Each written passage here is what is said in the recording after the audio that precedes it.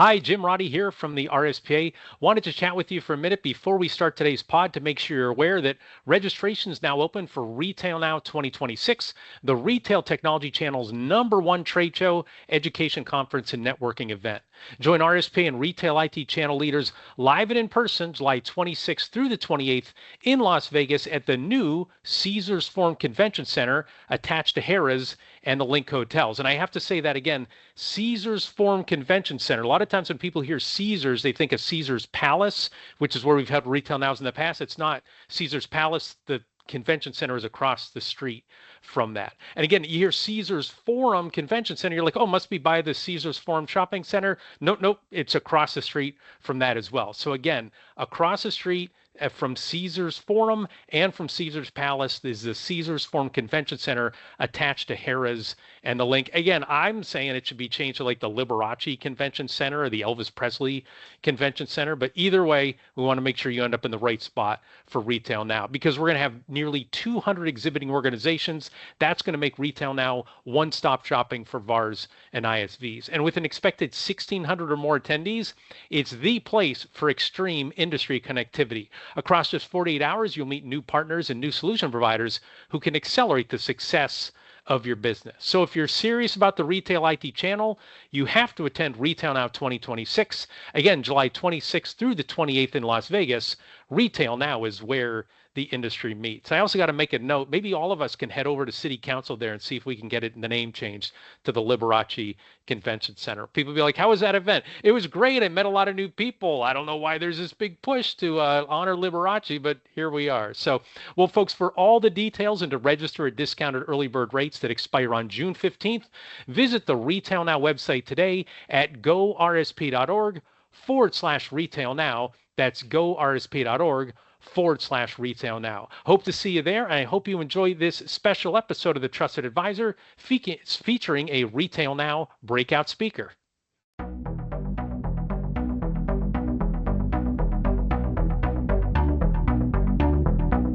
Welcome to another episode of the Trusted Advisor podcast and video series powered by the Retail Solution Providers Association. Our goal on the pod is to accelerate the success of today's and tomorrow's leaders in the retail IT industry. I'm Jim Roddy, back with you again. Thank you so much for joining us. As always, we talk with leaders in the retail IT channel about their leadership journeys and what they've learned along the way.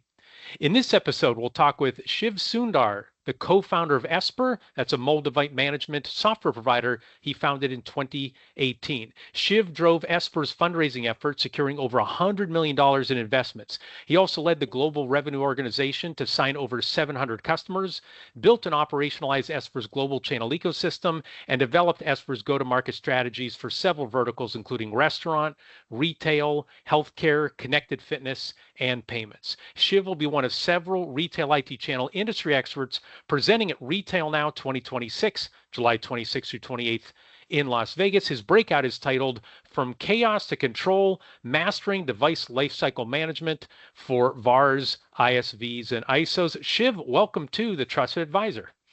Thank you so much, Jim. It's been an honor. Big fan of RSPA. We started our Esper's go-to-market journey with the RSPA conference in San Antonio. So it's been a good journey with RSPA so far. Very good. Well, I'm thrilled to hear that. Yeah, 2019 in San Antonio. So I gave like a very quick, like half a sentence on Esper. Can you tell our listeners and our viewers about the genesis of Esper and then how the organization's morphed and adapted over the past 9 years?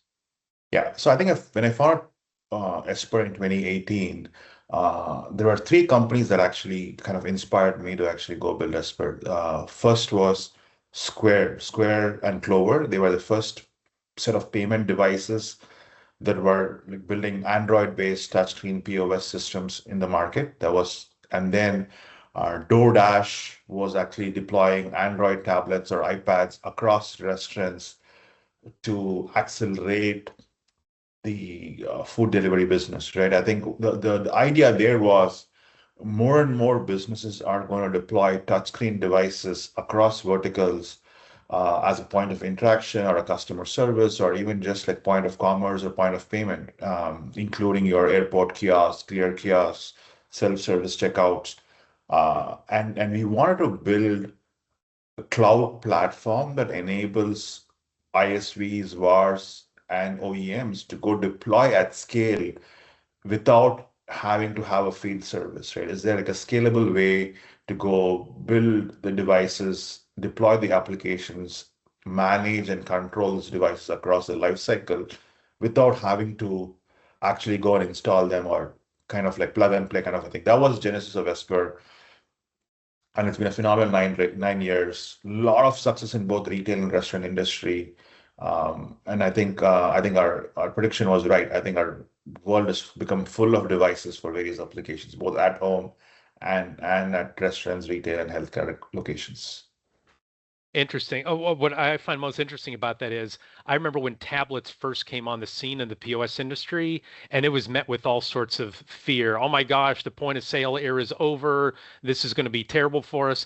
But it sounds like what you and a lot of other, your partners and a lot of other SP members, they turn that into an opportunity, right? Hey, if there are going to be way more of these devices, how can we help with that? Am I understanding that? Like whenever there's fear, there's always, some part of the industry might go away, but then there's another part of the industry that is going to improve.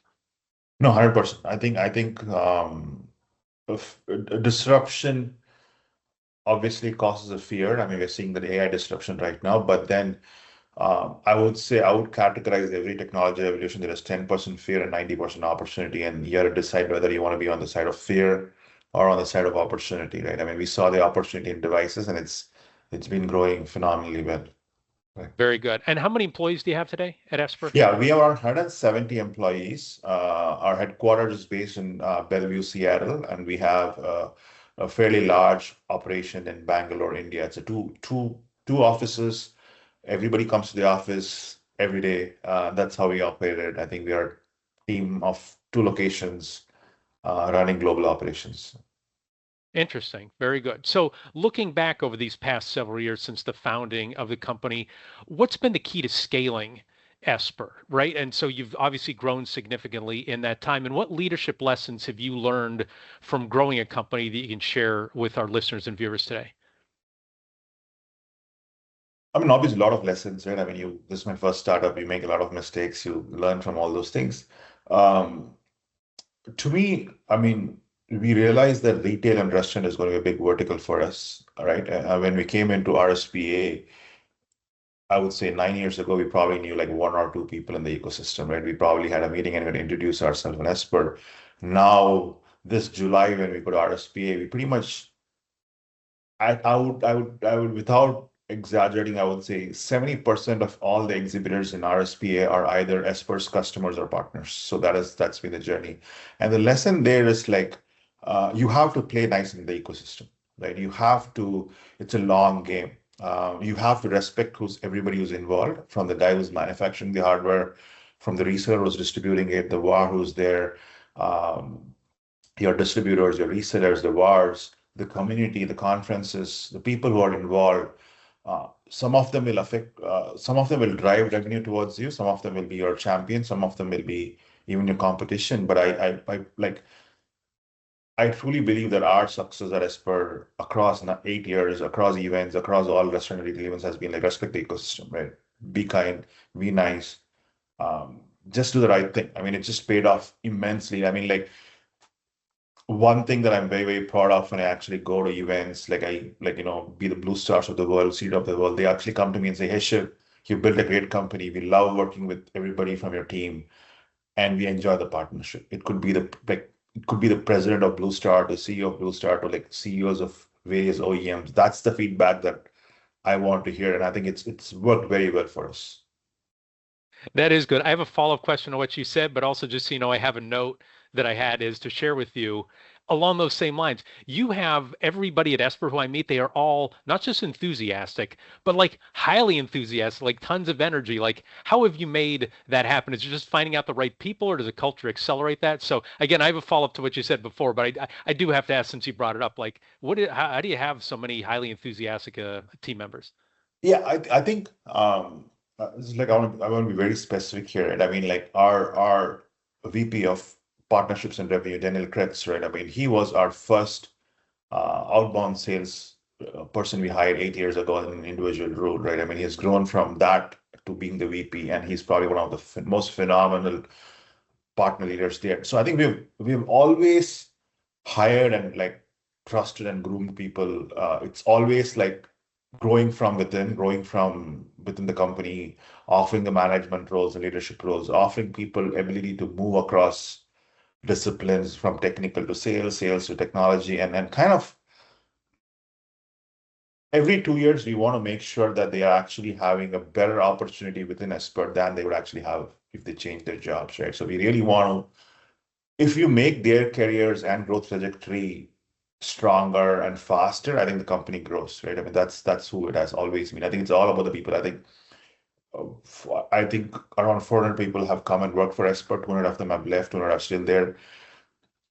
It's always a positive experience. Anybody who stays, anybody who leaves, it's always been a positive experience. Like sometimes we've had employees who leave our company and go to a different company, and they'll actually come back and give us leads and opportunities because they discovered something else. Yeah, I think we've grown from within. We've had a great sort of talent both in India and in Seattle, and also from our leadership principle, both me and my co-founder, we've always demonstrated, doing the same sort of things that we ask them of employees. Right? For example, I actually come to every show. I set up the booth. I tear down the booth. I am selling. I am like going for dinners. I'm like setting up the POS system in every booth, right? So just you have to show and tell that, right? I mean, like from laying the tablecloth to connecting the thing and having a CEO dinner, I think you have to do it all, right? I mean, that's been our philosophy, and I think and that kind of translates to the energy of all the employees in general. Yeah, yeah, everybody rolls up their sleeves for sure. So now you talked about playing nice, and so I guess one thing that I've observed, the years in this industry, short term you might be able to get over on some people, right, doing something that's only in your interest, but longer term, I've always said this industry, there's, they say never burn a bridge. There are so many bridges that are interconnected in this industry, and they're all made out of wood. So if you do burn one, it's going to catch a whole bunch of other ones on fire. I guess if you can talk about that again, building on it's playing nice, not just to be nice, but it's a long-term business strategy inside the retail IT channel. If you do it the other way, you might get success for a few months or a few years, but then it's going to get really ugly for you. Yeah, I think one of the things like Adam Grant, I don't know if you've there's one book where he says like the most successful people actually give first and take later, right? I mean, Yes. that's like one of the philosophy. I think I read it after the fact, and we have found that to be very, very successful. Like in oftentimes when we go partner with a first-time VAR or first-time reseller, we'll actually not go and come up with the most aggressive contract where we make most number of money. We actually leave enough room for everybody to actually be profitable. Yes, it's like less money off the table, but it's eventually when they see that, hey, business is good, people are being enabled, partners are being enabled. Even at the commercial contract, we make sure that there is the entire ecosystem benefits from this opportunity, right? The OEM benefits, the reseller benefits, the distributor benefits, the VAR benefits, the MSP benefits. So we make sure that it's distributed, right? And oftentimes, sometimes we'll actually bring leads to like our OEMs and partners, and like, even though we might not have a contract with them, let us say if some restaurant or retailer is looking for a POS system, we'll go and get our top OEM sales guys. We'll ping them, hey, this is an industry. Let me know if I can help you get that, right? So I think it's always helped massively. And then they feel like, you know what, when we go in and let's say we have a massive opportunity, we're going to bring Esper first, right? I think oftentimes um, it's been one of the interesting stories is like when like major RFPs happen across restaurant and retail, the CTO or the head of procurement will be like, hey, the funny thing about Esper is that all the three people who are leading up to win the RSP have actually brought Esper in. So no matter who wins the RFP, Esper wins the RFP, right? I mean, Yeah. that is where Yeah. that is, I think, for me, success. It's like it's and the thing is that they know that we compete. Sorry, we work with the competition, but they know that we always play fair, right? I mean, just like an equal. So that's what success to me is like. Um, it's also like the way we play the ecosystem is also very, very philosophical in terms of technology. Our goal is to make sure that any CIO or head of operations of a retail restaurant can deploy any OEM, any application, any configuration, any OS uh, across vendors with Esper, right? And that's why we want to maintain the ecosystem. It could be like it's a hybrid deployment ecosystem, multiple form factors, multiple OS, multiple ISV. So we always play neutral where like, hey, whoever you choose, we'll work well with them and deploy them at scale, making sure Yeah. that outcomes are that is also the core of our product. Like deploy any hardware, any OS, any application, any vertical without fear with Esper, right? Yes. Yeah. In this industry, your marketing message is important, your sales, efforts are important, but your reputation is exponentially important, right? What do other people say about you? Because that's going to either accelerate or slow you down in this industry. So I want to talk about your leadership journey, but I just have a question. I don't even know how much this your answer will apply to our members because a lot of them aren't raising funds, but I'm just super curious. So 25 years ago, I watched a documentary called Startup.com, and it chronicled a company founder raising $60 million to try to get his startup off the ground. And just remember from the documentary, the job is not glamorous at all, and it totally distracted from the organization's core mission. Like I cannot even remember what they did, but their CEO, he was just fundraising. Like that's all that he was doing. I'm curious, can you share with our audience how did you raise around $100 million for Esper while at the same time moving the company and the product forward? I'm just curious about that. Yeah, I think the early part of our fundraising journey was very, very, like I would say, serendipitous, right? I think we actually had a problem that we wanted to solve. We built a product, and then a lot of people in the Silicon Valley ecosystem actually had identified the problem already and said, hey, if anybody builds a company in that space, we'll fund it. So the first few $1 million Mm, came that way. It's like, it was very obvious. And it was also a hard problem to solve. Not everybody could like spin up a company and like manage. Like today, we manage like over 1,000 different kinds of hardware configurations globally. It's not a very trivial problem. You can't build a company in AI right now to go manage all this hardware complexity. So I think uh, um, I would say to put it in a framework, think of something that is unique. That's something that you like. Both me and my co-founders, we were part of various device life cycles from Amazon Go to Samsung devices to Huawei devices. So make sure that you are the most experienced person who can solve the problem. And then I think go solve it for a bunch of customers, right? Usually what happens is like when like I mean, the interesting thing is that yesterday I actually went and met our first customer we ever sold to. He actually exited the company, sold the company, and he was my first customer. He took the reference calls from all the investors and he was like, hey, I know you were getting started. I know you are just getting built, but someone knew you guys would do it, right? So the customer, I think customers are very important. I would say investors will always come, but I think if you can take care of your customers and make them successful, make their business outcomes happen, I think that translates into good investment. I wouldn't say like, hey, go make a great pitch and tell a big story. All those is important, but at the end of the day, the final call before they write the check is going to call 10 customers. Both think customers that you give them, and they will do their own background research, and they'll say, hey, have they actually uh, made their outcomes amazing? Right? I mean, like Taco Bell was one of our very, very first customers. We are 20 people employee. The VP of IT actually took a bet on me and my co-founder and said, yeah, I know you guys are building, but I think you can help us with deployment. And then we pretty much flip the entire Taco Bell deployment within North America to our new operating system remotely, right? It's never ever okay. happened before, All right? right. I mean, and you have to follow through. I think one thing is customer. I almost feel like make sure. I think this is something that Nikesh Arora, the CEO of Palo Alto Network, says like if a company stops focusing on product and engineering, everything else falls apart, right? I think fundraising is great. Hmm. But if we got to build like really, really compelling products that the customers like, everything else will just follow, right? I mean, oftentimes we put engineering and product way below. Like there is sales, there is glamorous fundraising announcements, there is uh, happy hours that you're hosting, there's social media posts, but the core is the product that you're building. It has to Yeah. actually be. So that is my framework. I think. I mean, a lot of Okay. people have done really, really well, but I think I would start with the product and customers first. Interesting. No, thank you for sharing that. So it's funny because like I've never done, fundraising in that regard, but it all comes down to having a unique product that solves the problem of customers and have customers be raving fans about it. Like that's going to help you in sounds like fundraising and sales and attracting employees and everything, right? Like if you get that part right, everything else is going to spin off. If I'm understanding correctly. Correct, correct, Yeah. exactly. Uh, very good.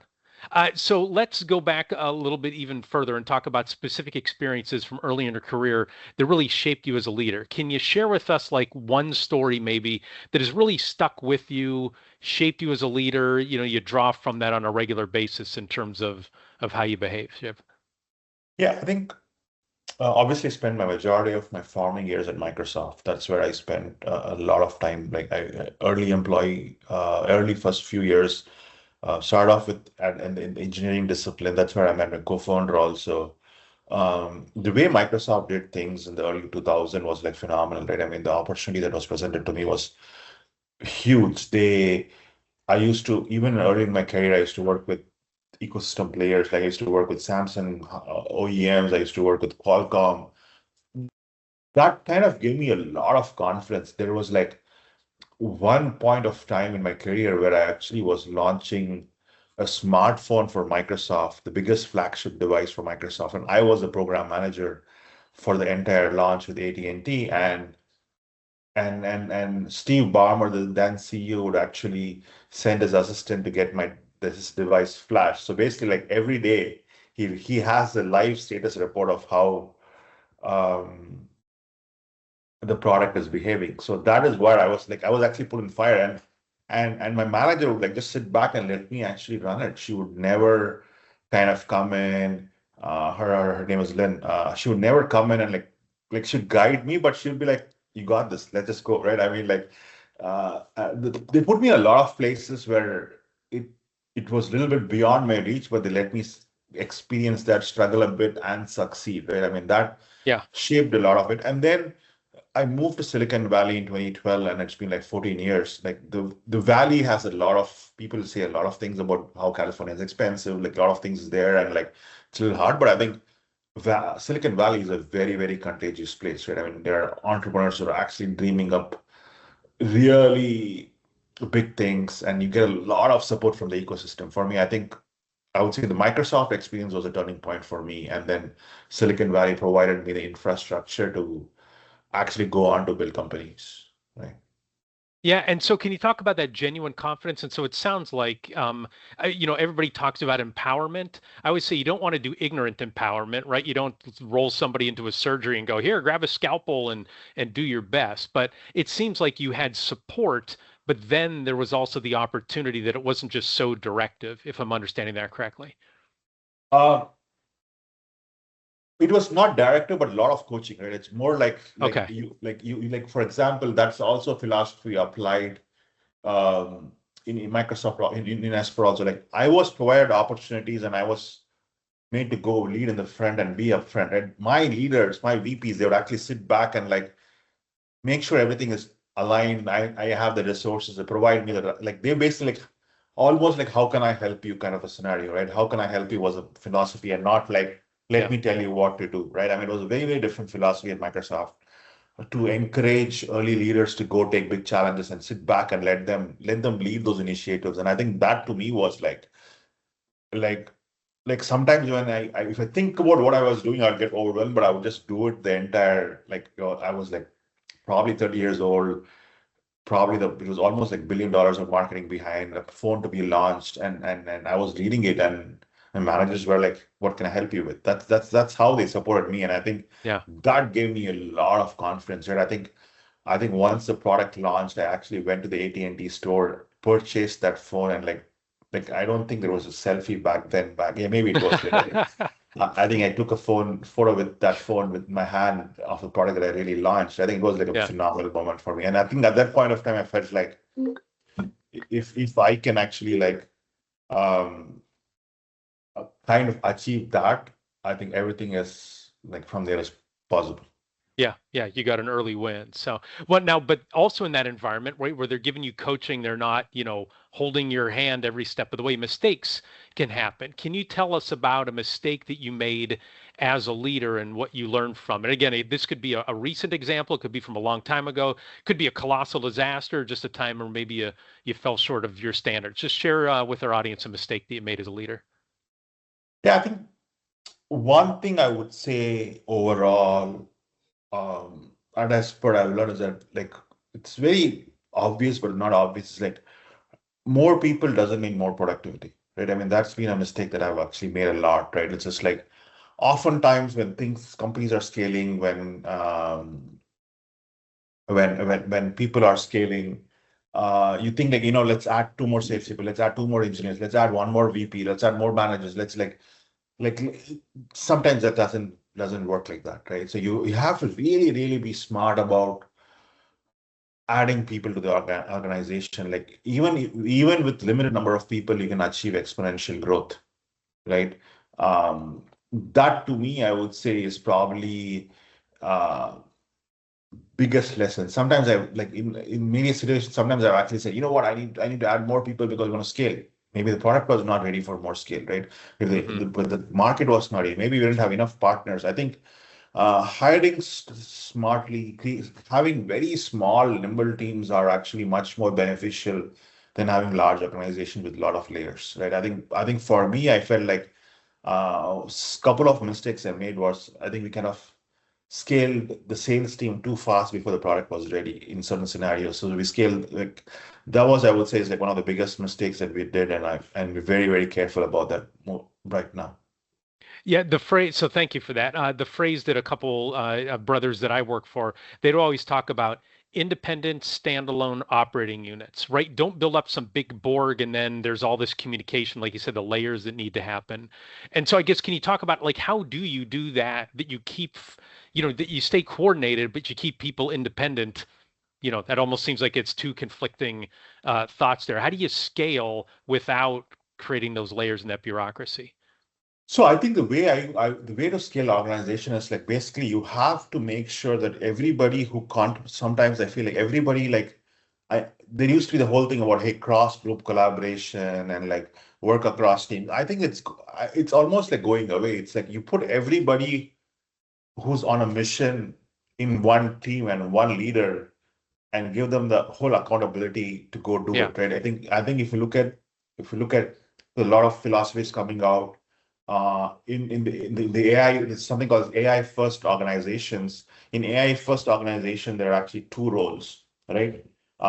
It is basically people who are actually building and people who are actually selling. That's it. There is no sales, there is no marketing, there is no product, there's no engineering. It's all merged. Like you're either a AI engineer who develops or a go-to-market person who sells. That's about it. And then the new organizations are such that, like, let's say you have a goal, you have a territory, your product, your engineering, your marketing and sales lives within that organization, and you have one leader who's going to be responsible for that, right? I mean, um, org structures are collapsing. Pretty much everybody right now is having like 50, 60 reports, right? There is no room for my middle management. There is no room for like various hierarchy. It's pretty much like many companies have actually gone on to say that, hey, probably CEO will be the only guy who will actually have management responsibility. Everybody is actually going to roll up and do Okay. things, right? Yeah.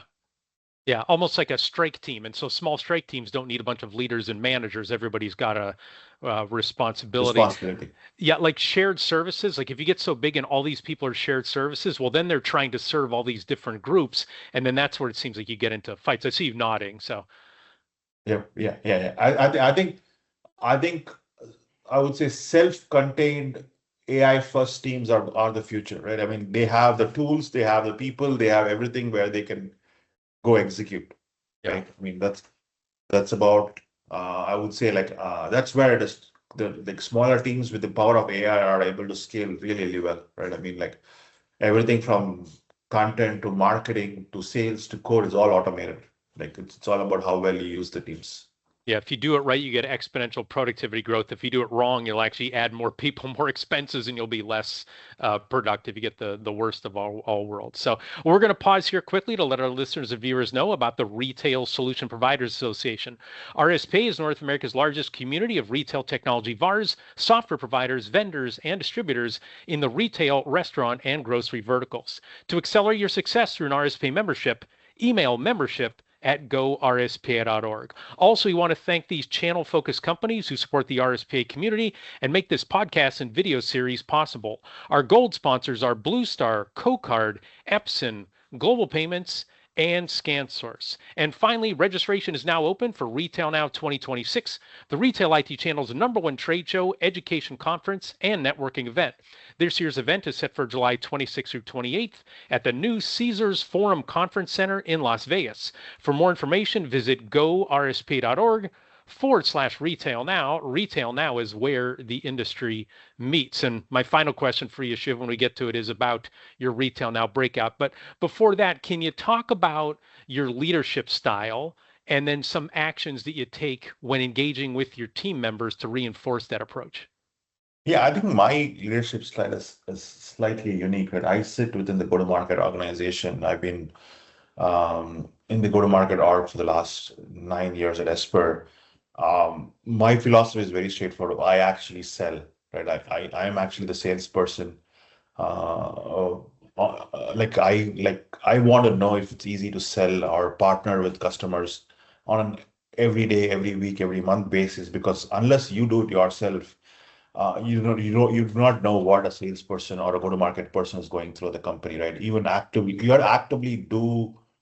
Basically, philosophy boils down to you have to actively do things that you ask your team to do, right? I mean, if you're a developer, you have to actively code. If you're a salesperson, you have to actively sell. That's the only way you'll have empathy. Otherwise, it's very hard. It's like teaching somebody to drive without knowing to drive, right? I mean, that is like Mhm. that's how I put it. That is my philosophy. Only by doing things can you inspire. Only by doing things can you motivate. Only by doing things can you like. When I close a deal or when I sign a partnership or when I build things, then it motivates. Oh, if Shiv, with all the things that he has to go around, if he's able to do this, even we should be able to do it. Right? If Shiv is able to travel and meet partners at conference, he's able to book meetings, he's able to like outbound, email and connect and bring some pipeline. I can do it, right? I mean, that is that Yeah. is how I have done it all my career, and I'm doing it at Esper too, right? I mean, it also gives me confidence that if if if if nothing exists, if Esper doesn't exist, or if nothing happen, like the whole thing is not there, I still have the skills to go do it, right? It has to be that. You can't Yeah. rely on a title or a leadership role or a company Yeah. to be skillful, right? You have to know how to do it ground up. So that is my leadership style, and it's always worked well. So I'm curious, what percent of your job is sales, and then what percent is like the leadership steering the company, if you're able to put it into those two big buckets? Like, I would say I'm it's just 50, curious how much 50, time 50. I would say like is it? 50% is management and 50% I would say is like real IC work. I actually do, I limit my management and all the other activities to 50%. I actually go do individual meetings, build relationship, build pipeline, try and help with deal closing, help with partners, show up at events, and those are like my activities. I bet you surprise some people in the sales process. Like, how long you been with the company? Well, I founded it. What? Like, I'm guessing they're surprised that They you've they been that are long. they are Yeah, they are they're very surprised, and they also like oftentimes they see that if the founder is motivated enough to be on the field and help sell the product, that sure. means that there is something to it, right? Yeah, yeah, very good. And I'm just reading the book. I turned around and looked at it on my bookshelf by Dan Heath. It's called Reset, and it's about how to get like an organization back on track. And the #1 thing he has is go see the work. You can't be in a meeting and looking at reports and understanding. You've got to get like and be in the middle of the, like you said, if you were going to drive, you've got to be in the car. You can't just be watching from a distance. So it sounds like that's a big thing for you. Somebody told me one time your job as a leader is there's a way the business operates, and then there's a gap between how you think it operates. Your job is to minimize that gap. It seems like you've got that gap, especially on the sales side, like Yeah. I think I minimize. I I collect my information and data from the most junior, newest employees doing their tasks, right? That is who I Yeah, operate with. In every time I go and say, hey, think of me as your teammate and let's split the work, yeah, right? That's the only way you actually learn what's happening at the company. very interesting. Who just sit next to at work? Oh, the founder. Wait, didn't you just start at the company a week ago? Yeah, sure. Like that's how we Yeah, roll it's around like here. I I like I that. I, I actually like attend stand-ups and I actually give my status report. I actually tell like what I did and how many calls I made, Yeah, how many pipeline I booked. I actually give them an update, right? I mean, they are like, yeah. I love it. I love it. Good. So I'm curious, who are some leaders that you look up to as mentors, and who are some folks who, help shape you along the way? You talked about your experience at Microsoft and how formative that was. So, like, what did past leaders and mentors for you say and do that's had a lasting impact? Yeah, I think like fortunately being in Silicon Valley, you actually get to meet founders who actually took company public, right? I mean, that is a level of peer group that you have here. Like one of my biggest mentors, there are two people actually. One is called Suresh Bachu, who he actually took an MDM company, Mobile Iron, public.